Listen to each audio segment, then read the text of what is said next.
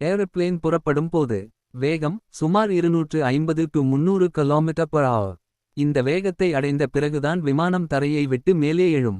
வானில் பறக்கும் போது வேகம் சுமார் 800 to 950 km/h. இந்த வேகத்தில்தான் பெரும்பாலான பயணிகள் விமானங்கள் பயணிக்கின்றன. உயரம் 30,000 to 40,000 அடி. தரையிறங்கும் போது வேகம் சுமார் 220 to 280 km/h. தரையை தொட்ட பிறகு பிரேக் ஸ்பாய்லர்கள் மற்றும் ரிவர்ஸ் த்ரஸ்ட் மூலம் வேகம் குறைக்கப்படுகிறது. வேகம் ஏன் ஒவ்வொரு கட்டத்திலும் மாறுகிறது என்றால் விமானத்தின் தேவையும் பாதுகாப்பும் ஒவ்வொரு கட்டத்திலும் வேறுபடும்.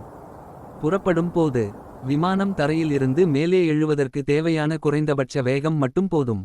அந்த வேகத்தை அடைந்தவுடன் விமானம் பறக்கத் தொடங்கும். வானில் பறக்கும் போது உயரமான இடத்தில் காற்றின் அடர்த்தி குறைவாக இருக்கும்.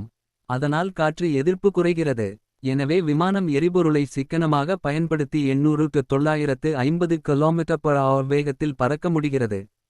தரையிறங்கும் போது ஓடுபாதையில் பாதுகாப்பாக நிறுத்த வேண்டும். அதனால் விமானி என்ஜின் சக்தியை குறைத்து விமானத்தின் வேகத்தை மெதுவாக குறைப்பார். மிக அதிக வேகத்தில் தரையிறங்கினால் விபத்து ஏற்படும் அபாயம் அதிகம்.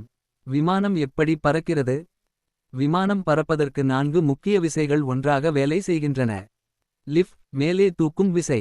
விமானத்தின் இறக்கைகள் விங்ஸ் சிறப்பு வடிவத்தில் இருக்கும். விமானம் முன்னோக்கி செல்லும்போது காற்று இறக்கையின் மேல் மற்றும் கீழ் பாய்கிறது.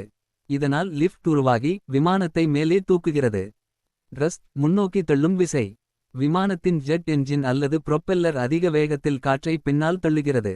இதன் எதிர்வினையால் விமானம் முன்னோக்கி நகர்கிறது. டிராக் காற்று எதிர்ப்பு.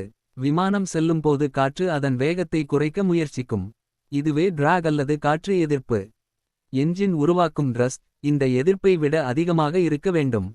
வேக் புவியீர்ப்பு விசை. பூமியின் ஈர்ப்பு விசை விமானத்தை கீழே இழுக்கிறது. லிஃப்ட் விசை எடைக்கு சமமாகவோ அல்லது அதிகமாகவோ இருந்தால் விமானம் பறக்கும். For more videos subscribe our channel and like. Thank you for watching.